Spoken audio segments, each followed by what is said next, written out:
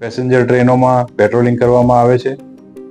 જે પેટ્રોલિંગ દરમિયાન ગઈકાલ એક શકમંદ ઈસમને સુરત રેલવે એલસીબીની ટીમે પૂછપરછ માટે ડિટેન કરવામાં આવેલ, જેની પૂછપરછ દરમિયાન તેઓએ વારંવાર પશ્ચિમ રેલવે વડોદરા યુનિટના એટલે કે સુરતથી લઈને વાપી, સુરત તેમજ નડિયાદ, વડોદરા જેવા રેલવે સ્ટેશનના વિસ્તારોમાં ચાલુ ટ્રેનોમાં ચોરી કર્યાની કબૂલાત કરેલ.